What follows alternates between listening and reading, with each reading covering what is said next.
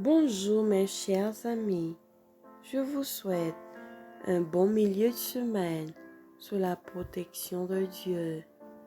C'est la méditation du jour qui a pour titre La vérité élève. Et maintenant je vous recommande à Dieu et à la parole de sa grâce, à celui qui peut édifier et donner l'héritage avec tous les sanctifiés. Acte 20, verset 32.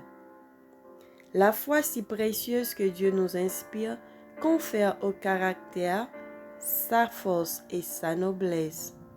Tandis que l'on approfondit davantage la bonté, la miséricorde et l'amour de Dieu, la perception de la vérité devient de plus en plus claire, plus noble et plus sain, devient le désir de la pureté de cœur et de la clarté de pensée.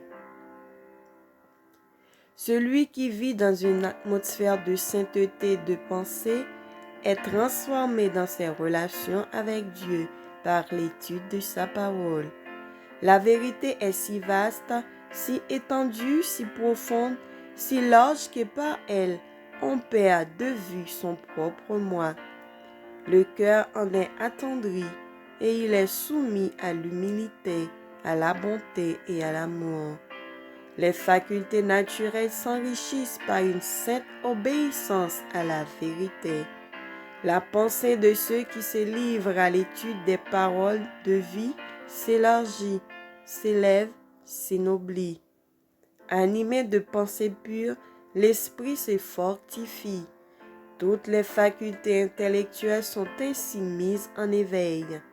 Ces observateurs de la vérité sont capables de s'éduquer et de se discipliner de telle manière que leur entourage est à même de voir ce que peut être et ce que peut faire l'homme lorsqu'il est en relation avec le Dieu de sagesse et de toute puissance.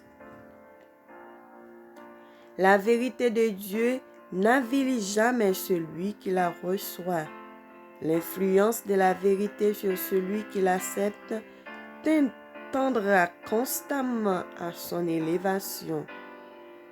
Les chrétiens sanctifiés par la vérité sont des témoins vivants de sa puissance et les représentants du Sauveur ressuscité. La religion du Christ affine le goût, sanctifie le jugement, élève, purifie et ennoblit l'âme. Elle rend le chrétien de plus en plus apte à vivre dans la société des anges célestes. Dieu nous recommande de nourrir nos esprits de nobles et pures pensées. Lorsqu'on est animé de l'esprit capable d'apprécier l'enseignement de la Bible, on ne peut en lire un seul passage sans en retirer une pensée profitable. Amen. Que le Seigneur nous bénisse et qu'il nous fasse grâce. Bonne journée, bon mercredi avec Jésus. À demain, si Dieu le veut.